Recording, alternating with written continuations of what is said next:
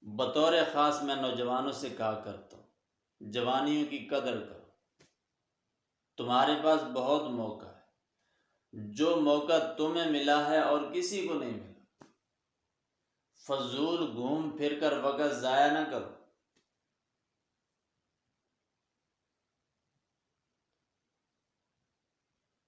جو برکت مصروفیت میں ہے، تعلیم میں ہے، محنت میں ہے، وہ گھومنے پھرنے میں نہیں۔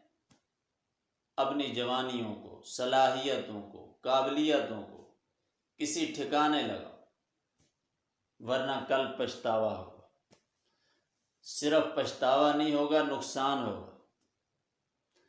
ایسا نقصان ہوگا جس کی کبھی تلافی نہیں ہو سکے گی۔ ناقدری کے کئی نقصانات ہیں،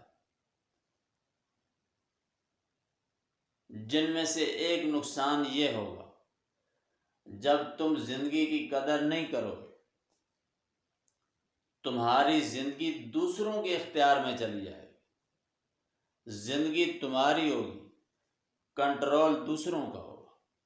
صلاحیتیں تمہاری ہوں گی، استعمال دوسرے کر رہے ہوں گے۔ تمہاری زندگیوں سے دوسرے فائدہ اٹھا کر بہت کچھ کر جائیں گے، تم ویسے کے ویسے رہو۔ ساری زندگی دوسروں کی مخالفت میں گزار دو گے، دوسروں کی ٹانگیں کھینچتے رہو گے، یا ساری عمر دوسروں کے ہاتھوں استعمال ہوتے رہو گے۔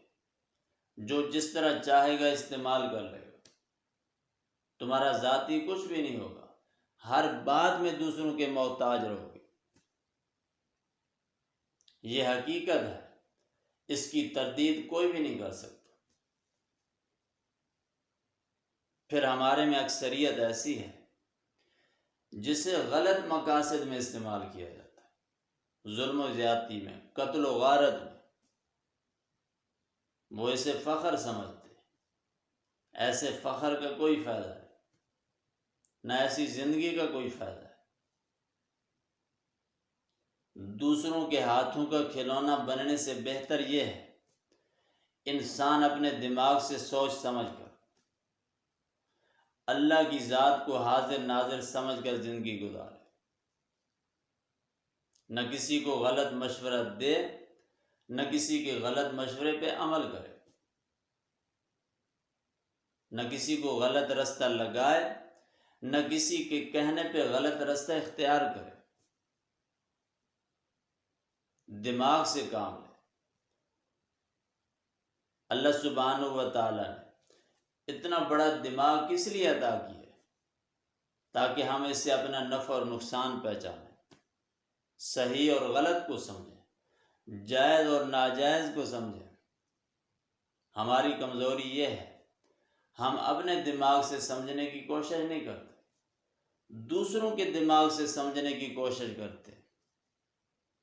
اسی وجہ سے صحیح غلط سمجھ آتا ہے، غلط صحیح سمجھ آتا ہے، دوست دشمن سمجھ آتا ہے، دشمن دوست سمجھ آتا ہے۔ جو خیر خواہی کر رہا ہے اسے ہم اپنا دشمن سمجھتے ہیں، جو دشمنی کر رہا ہے اسے خیر خواہ سمجھتے ہیں۔ اس کی بنیادی وجہ کیا ہے؟ ہم ہر بات دوسروں کے دماغ سے سمجھنے کی کوشش کرتے ہیں۔ یہ انسان کی سب سے بڑی کمزوری ہے۔ عقل و شعور کے باوجود اپنے دماغ سے کوئی فیصلہ نہ کر سکے۔